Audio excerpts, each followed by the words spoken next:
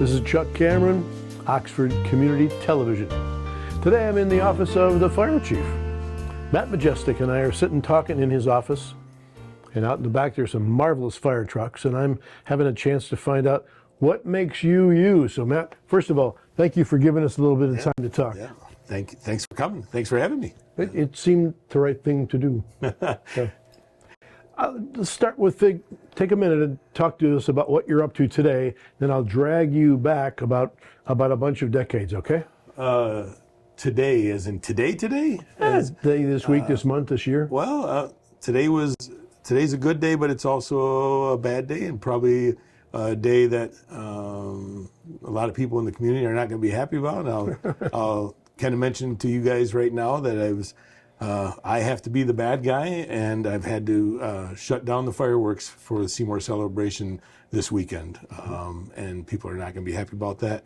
But the conditions are such that it's so dry. We've evaluated and thought it over. We'd hoped and prayed for some rain, and it's just not happening. And I just don't feel it's going to be a safety or a safe issue. We could put people's homes and properties at risk, and I just don't feel comfortable doing that. Part of this job is making decisions like that. We want to talk to you. We want to find out how you got to be the man who sits at this desk and has the responsibility for those decisions. So let me take you back a few decades. Okay. Yeah, just a few. Yeah. Where'd you grow up? Talk to us a little bit about your home and your family when you were a boy. Actually grew up in Hamtramck. Down on the south end, but not far from the Palladium Bowling Alley, and went to St. Florian from kindergarten all the way through ninth grade until my mom and stepdad moved us out to Warren with all the rest of the Polish and Ukrainian families. Yes, sir. Yep. And we moved out there, and I finished high school at Cousino High School, and then went on to Macomb Community College to get my EMT, my paramedic, and start moving in towards this direction. Got it. So you're at home. Do you have any brothers or sisters at home? I have a sister from my mom and dad. I have a sister from my mom and stepfather, and then I have two stepbrothers and a stepsister. You know, kind of we were that blended family, so to speak. So yeah. You need a scorecard. Yeah, oh yeah. Yep, Sure. I bet. All right. So what was like at home? What was life like at home? When you were a boy, what was life like at the house? Well, if you're familiar with the city of Hamtramck at all. Very familiar, yes. We were blue collar, probably lower middle class. We didn't have a lot, right? You know, my thing is I started working at the Cutchway's Corner Market when I was in fourth, fifth grade, and worked, always had at least one job ever since, right? You know, never was without work. It was one of those things I was always proud to say. I never had to go on unemployment because I always was finding some place to work and do something. But that was where I was at a point where if I needed something, my mom and stepdad got us what we needed, but if I wanted something, It's on you. it was on me, you know. And so I learned from an early age that I needed to start working and making my own coin, so to speak, right? Yes, sir. Now, if I remember right, St. Florian's and the other strong Catholic groups down there, their schools were pretty, let's say strict is a word I think I've heard used. You get some solid authoritarian teaching and training from the nuns? Oh, absolutely. Yeah. I had nuns in, second grade, third grade, fourth grade, sixth grade, seventh grade, and then a few in ninth grade. Well, you have a much better memory than I do about things like that. Small school. Indeed. Easy to remember, you know. So.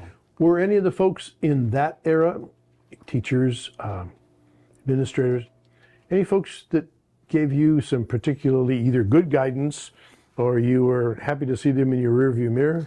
Oh, I think like any kid, you grow to be fond of some teachers over others, and but I understand completely what their job is. And as a kid, you never want to do what you're told, and right. And teachers, teachers are definitely a underappreciated position within our society, especially for the time and education that they put into it. So individuals, no, I had some of my favorites and what have you, but I kind of found my own way, so to speak, on some things, I guess. I hear you. So what did your mom do? What did your dad do? Your stepdad do? Mom worked in bill collections, and stepdad worked for Ford Motor. Yep. My dad worked for the old Great Scott supermarkets, and retired out of. Well, then they became Kroger over the years. Yeah. And, he retired out of that, and he's living back up in the town he grew up in the Thumb. And Is he? yeah, Yep. and it's the funny thing is, my sister and her husband retired, and they're up there, and my mom's actually living with them, and so it's kind of funny, all back up into Huron County. Heading back north. Yeah. Excellent. All right. Yeah. So you went to school down in St. Florian's. High school there too, or no? No, well, just ninth grade, and then we moved out to Warren, and then I went to Cosno. All right. Graduated from Cosno. Got it. Yeah. During high school, sports, Oh yeah. band, Yeah, no, anything else? What'd you do? Yeah, for me, I was very involved in sports. Was part of student council, all that kind of stuff. For me, it was a way of getting out. Out of environments that I shouldn't be in. Right. I think it's a wise decision, young man. But yeah, so sports, all the 10 through 12 years of Cosno and student council and things of that nature. Yeah. So you like sports? You're having some good time playing stuff. Yeah. What'd you like best? I liked football probably better, but I was better wrestling. Got it. So Got it. Right. yeah, Well, football in its best days could greatly resemble wrestling. Yeah. Yeah, if I remember right. Yeah. Yep. So, but yeah, and though I had a chance to play college football, we just didn't have the financing available to make up the difference of some offers, and so went to school on my own. Yeah. So then you got to focus on your learning instead of on your having fun as well. Yeah, for sure. If you're like me, that's probably not a bad focus. Yeah, for sure. Got it. Definitely, again, learn to work. Yep, indeed. Well, we're going to take a little break in a minute. We're going to get back. You're in college, you're looking ahead to the future, and we'll take a look at what decisions you made during that time and if there are folks who influenced you. And so, thanks. So far, it's a very interesting story. Thanks. All right, good. All right, we can take a break. I will be back.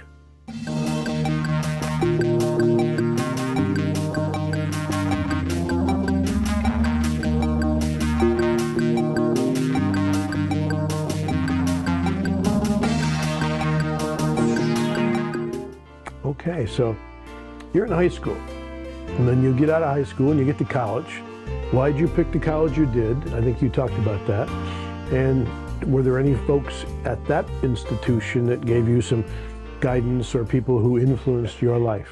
It's funny. A counselor inadvertently at Macomb because I always wanted to be a police officer. I always wanted to be a cop, right? Yep. And when I went to enroll, there was co-requisites and things of that nature, and one class happened to be full, even though everything had to be co-requisites. One class happened to be full because people failed their previous and what have you, so now they got in, and so I couldn't take all the classes at once that I wanted for criminal justice. And the counselor said, there's this EMT class, and it's first aid basically. It's a really fancy first aid, but that would be good for a police officer to have this first aid training. I'm like, oh, okay. And she Nicely done. And next semester, then you can start into the rest of the courses and whatever. Okay. Sure.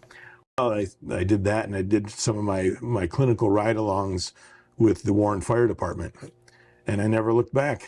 Really? Yeah, that was that. I come to realize that I would be much happier as a firefighter and paramedic than I ever would be as a police officer. I like the camaraderie of it. I like the more family type situation of the fire service. And don't get me wrong, I probably still would have had a wonderful career as a police officer. I would hope, but I never looked back. You know, so you got a couple of years at Macomb Community. Yep. And then did that when you started in the fire services? No, right as I finished doing my basic EMT class at Macomb, I had done clinicals you had to do clinicals in an emergency room, and then you had to do clinical ride-alongs on ambulance, or, you know, in my case, it was for Warren Fire and for Universal Macomb Ambulance. And my hospital ones were done at what is now, God, I don't even know, these hospitals have changed names so many times throughout the years. It used to be South Macomb Hospital, then became Macomb Hospital Center. And as a matter of fact, the people there, when I did my clinicals, the nurse manager, she took a liking to me and thought I would do real well. I started working in the ER as a technician, you know, and then they had a program of tuition reimbursement. So then I started going to nursing school because they would only pay for what relates to, but I still wanted to be a fireman, and ended up getting hired by the city of Hamtramck, and had to drop out of nursing school. And I was out for a full year because had to be out during my probation period. And after my probation, I was like, well, I'll go back to Macomb, finish my nursing degree. And they said, well, you got to start all over again. I went, yeah, I'm not doing that. So ended up finishing up my paramedic and then stayed in the fire service and did a couple years in Hamtramck Fire. Right. And then got hired in West Bloomfield. So it's a big cultural shift, among other things, and physical shift from down in town to out in the country. You know, it's funny. More I don't know, not so much a cultural shift as much as an economic cultural shift, right? Yeah. Because culturally, West Bloomfield was a very diverse community, as was the city of Hamtramck back, you know, and they both remain that way today. Yeah. So from that point of view, very similar, but from a financial or socioeconomic background, completely different. A little different level. Yeah. Yeah, for sure. Yep. All right. So then you were in West Bloomfield Fire for quite a while, weren't you? Just over 28 years. Yep. So I had 30 years in the fire service total between Hamtramck and West Bloomfield. Right. And then got to a point where I wanted to continue my professional career, right. And knew that I was not going to be able to do that where I was. So then I began pursuing a career in the fire service at the chief level positions, right. And tested for multiple departments and applied for and went through processes, and here I am. You are here. Yeah. During that way, rumor has it you might have found a young lady to hang around with. Is that true? Oh, that was that was in high school. In high school? Yeah, did you know? Okay. Yeah, my wife and I, Katie, started dating in high school. Excellent. And we've been together ever since. What's her name? Katie. Katie, okay. Catherine is her, but she goes by Katie. The lovely Katie. Yep. All right. And so you guys got married. Did you have any children?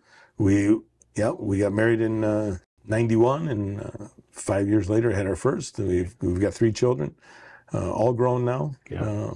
Two still living at home, but they're all, knock on wood, they've all turned out to be really good, productive kids. Bravo. Yeah, so what's Katie like? Now remember, you're on camera. Yeah. Oh, yeah. Well, she's my best friend. I don't know. That's right.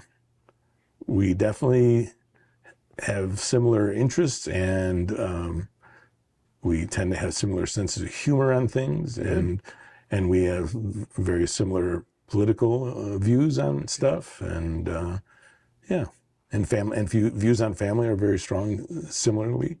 So yeah. Excellent. It's worked out to be good friends. If I was talking to if I had a chance to speak with your children, what would they say about Dad? How would they describe Dad? I would hope involved, loving, caring, hardworking. I hope. Well, that's good. Yeah. I suspect I won't get the interview, Yeah. but if I did, I'll let you know. Okay. All right. This is very good. So you like being a dad? Oh yeah.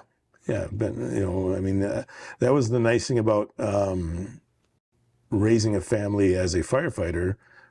Back then, while you missed your share of holidays and weekends and games and events or whatever, but it also afforded me plenty of opportunities to be the only dad going on a field trip, or the only, or getting involved in certain things. And so between Cub Scouts and Boy Scouts and softball and baseball and football and I definitely had my share of helping coach or be team manager or scorekeeper or whatever, and chaperone. Yeah. So Do you think that level of experience connecting with your kids and their worlds had any positive effect on your job now as the boss? Oh, of a, sure. of Oh, a sure. fire I think. family? I think anybody who has a good family background, well, even a bad family background for that matter, because I have some of both. It makes you a better person all the way around. Makes you more well-rounded. And then coming into the fire service, I learned very early on that when you get a bunch of, and when I first started, it was predominantly a male profession, and we're getting many more women in the fire service now. But when I came up, it was predominantly all male. And you put a bunch of guys together, living together for 24 hours, 10 days a month. It's like being with a bunch of boys. So Yes, it definitely helps to have a sense of humor and have an understanding of immaturity, because we could be that way as, but I think that's also what made the fire service the career and profession that it is that you get a much more tight-knit, and you have people willing to sacrifice for others because they have that caring family relationship within the firehouse that just makes it that much more cohesive, and you understand that there's risks to be taken, and you're willing to, lay down your life, so to speak, for Literally. your brother, right? Or a sister, as the case may be now. Yeah. So. And right here, although you're not dad, you have the boss role, and that's a big responsibility. Well, it's funny you say that, though, but myself and Chief Vesper both have come from very similar fire backgrounds, right? And the one thing that, because this is a family, there always needs to be some parents in the family, right? Yes, and that's the way we kind of see the chief and the assistant chief position as being the dad, in this case, the two dads of the family, right? So to speak, and taking care of, and making those decisions and being the person of saying yes or no, Someone has to. Yeah, right. Well, we're going to take a little break. When we get back, we're going to talk a little bit more about the last maybe 10 years or so, and then maybe touch a little bit on now and the future, looking ahead. But for right now, you've had quite a life. Yeah, hopefully. Yeah, to me. And we're glad we got you out here. Thanks. You stay tuned. We'll be right back. Hey, this is former Detroit Lion Rob Rubick and former Lapeer, Michigan school teacher. You're currently watching OCTV, Oxford Community Television. Enjoy it. Okay, we're back. So you're not dad, but you're a bit of dad in that you have to be the decision maker. Yes. Yeah. For sure. So how have the things that you've learned over the years, and the people you worked with and the people you work for, how have those folks influenced the kind of leader you are today? What did they teach you? What did they teach you to avoid? I'll tell you, I worked for, I was very lucky to have worked for a couple of very good chiefs at West Bloomfield. And I was very lucky to have come up as a firefighter in West Bloomfield under a really strong leader in a captain named Marty Kemp. And he was one of those guys that he instilled that sense of doing what's right, not simply because somebody's watching, but because it's right. Look at right? there. Yeah. And so I've adopted that. Yeah. You know, if you get any email from me, you'll see it's always closed with "Be nice and set the example." Bravo. And it's very easy to say that. Mm-hmm. It's much more challenging to do that. Sure. But when you tend to do that,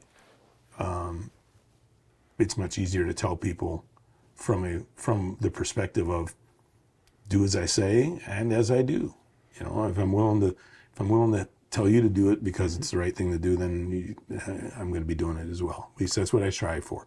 Are we perfect? No. Have I screwed up? Absolutely. Lots of times. But, you know, you still try and push for doing it right because it's the right thing to do. If you set that up, though, you put yourself kind of out there in the line. Well, if you're challenging people to live that way, then they might be willing to point out areas where you're not quite living up to the deal yourself. How do you handle that kind of pushback? I've been lucky enough to not get hit with it too much in this later part of my career because it's you do what's right because it's right. Imagine that. You know, it's just Indeed. in the right way as best you can. When you and I spoke the last time, you talked to me about how you'd been on both sides of the labor and management world. How do you think that helps you be a more effective chief, or do you? Maybe it makes it. Oh, absolutely. I think because myself and Chief Vesper have both come up through the ranks from firefighter all the way up to the pinnacle of where we are, and having both been involved with the union, both been involved with labor relations, both been involved with dealing with discipline and representing. I don't like to say defending because we're not lawyers, right? But when I was on the labor side and you know somebody has an issue or there's a grievance filed or a gripe, right? You know, the idea of standing behind what the contract says this or that, or this person is accused of this. You know, I always said it was my role as a union representative back then. I'm not a lawyer. I'm not your judge, your jury, right? My job was to make sure that if you did something wrong, that they made sure they used the right rope to hang, so to speak, right? You know, what it really came down to is we were never in a position because of my actions. It was always, and you just, whether it was right or wrong, and you always have the contract to back you up, or you don't. Or you don't. And it's just right and wrong. And it was very easy to defend people if somebody was wronged, But if somebody did something wrong, it's very challenging. Yeah, I'm sure. Quite often it's better to say, you screwed up. Yep. Own it. Yep. And let's ask for mercy and move on. Indeed. So. Good counsel. Yeah. You mentioned when we spoke last time that one of your challenges is having folks step up and join the team. Do you see that as one of the big ones? It's funny. When I started getting into this back in 1986, if there was a department hiring, there would be literally, I remember one of my first tests I took was for the city of Southfield back in 86, 87 or somewhere around there. And there had been 1,600 people applying to get 2 positions within what they called their cadet program. They would hire people as cadets, and you'd come and work Fridays or Saturdays and Sundays, doing shifts around the station, helping clean the rigs, take care of stuff, right? And when they would have then an opening of their full time, they would hire from that cadet program, right? So it was kind of more of like an apprenticeship introduction, and it was the same thing all throughout the Metro Detroit area. It got to the point where you're just going, to take these tests with 300, 400, 500,000 people, and they're hiring 1, 2, 3 people, and so that was then. How does now look? Now looks as bad as it's ever looked from that point of view. How so? Well, there's nobody applying anymore. Ooh. The numbers of people entering into police, fire, EMS, for that matter, nursing and education, right, has gone way down. It's just that they're just not there. We've had couple open positions now for the entire time I've been here, and we have nobody applying. You know, we do what we can to try and to market ourselves, to show ourselves as a great place to be, a great place to work, a great place to raise a family, and what have you. But we're competing with every other department in the Metro Detroit area, and there's just about every. I would hazard to guess just about every department that has paid personnel, and paid on call for that matter, are struggling to fill their ranks and have openings. And it's very difficult for us to pull people up into Oxford because, well, we're not a busy department. And when I say that, it's relative, right? We're going to pull about 2,500 calls-ish this year, right? But yet you got like the Southfield and, well, West Bloomfield's pulling 10,000. Southfield's probably pulling 16 to 18,000 calls. A young person wanting to get into this field, they see it for the excitement, the adrenaline rush and what have you. And the more rural communities in the more rural suburbs, you don't have that high volume.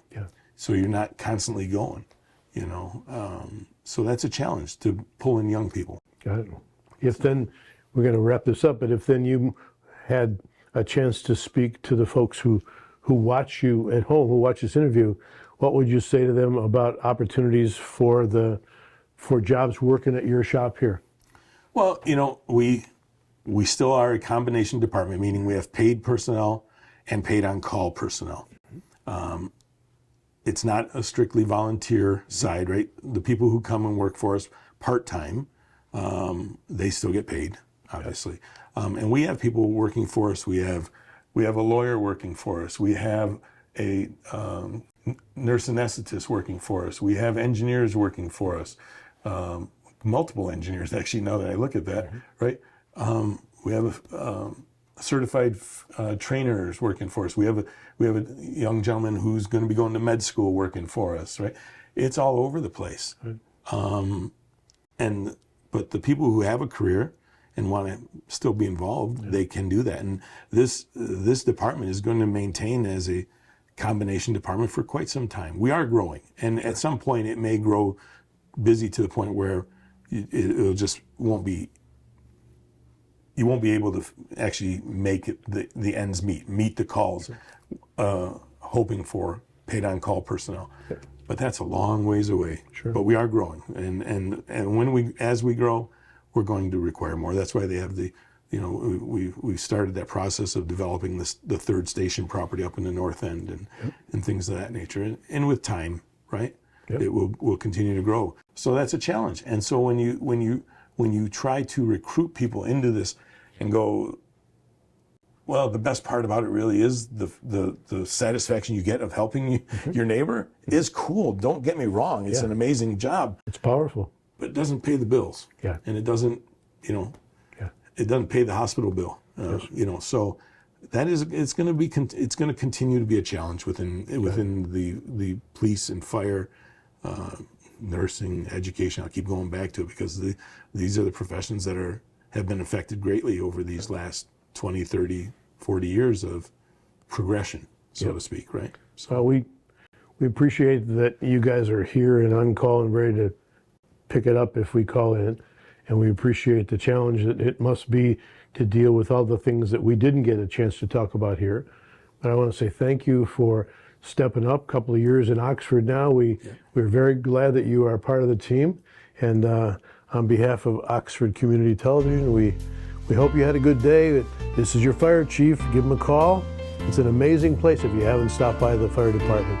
So for Chuck Cameron and Matt, again, thank you. We're signing out for today. Oxford TV, My Life. Have a good day.